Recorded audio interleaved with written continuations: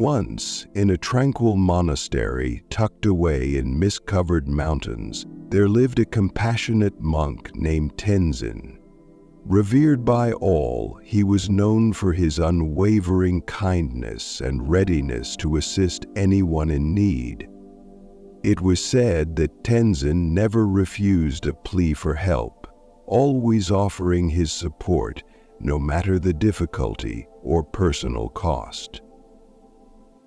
One day, an elderly villager arrived at the monastery, breathless and distressed.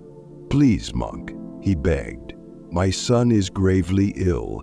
I need help carrying him to the healer in the next village. I can't do it alone." Without hesitation, Tenzin agreed. He went to the man's home and carried the sick boy on his back. The path was long and perilous, and the weight pressed heavily on Tenzin, but he persevered, knowing his efforts were for a good cause. As days went by, more villagers came seeking his help. A farmer needed assistance repairing his field. A mother needed food for her children. Gradually, the villagers came to rely on Tenzin for their troubles. Yet Tenzin always said yes, driven by his desire to alleviate their suffering. But with each act of kindness, he felt increasingly drained.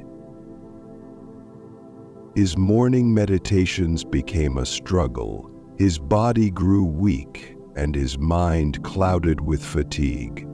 One day, as he labored to carry heavy sacks of grain for a merchant, he collapsed, too weary to rise. The head monk, noticing his plight, approached him with a calm but wise expression. "Tenzin," he said gently, "why have you fallen? You have been strong for so long. What has changed?"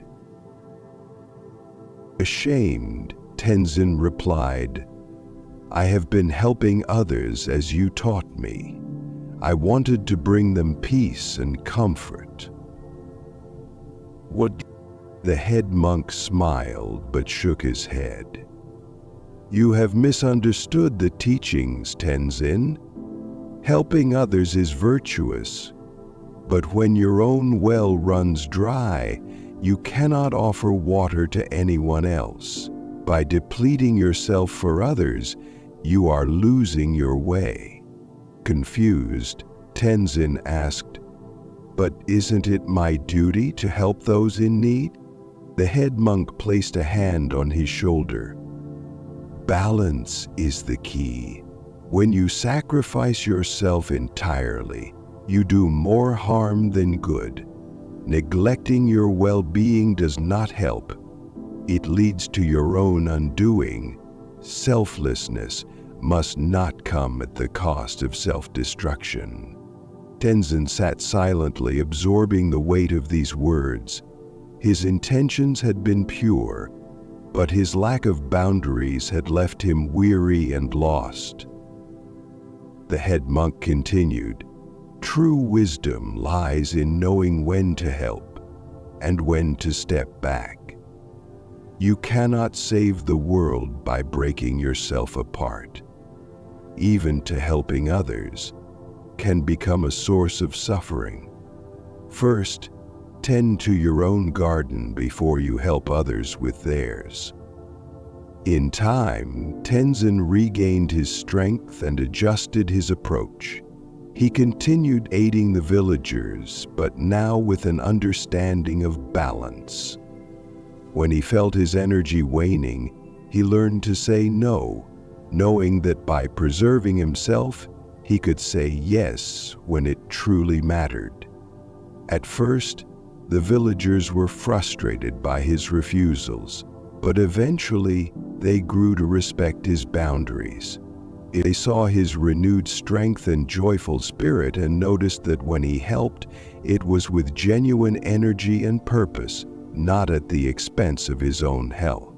Tenzin had learned that helping others without caring for oneself leads to ruin. His newfound wisdom became a guiding principle for the village. No one can light the way for others if their own flame is extinguished, and thus the community embraced a lesson that resonated through the valley. To truly help others, one must also take care of oneself. Moral of the story: helping others is a virtuous act, but without balance, it can leave you drained and lost. Prioritize self-care alongside kindness to ensure you can give fully without losing yourself.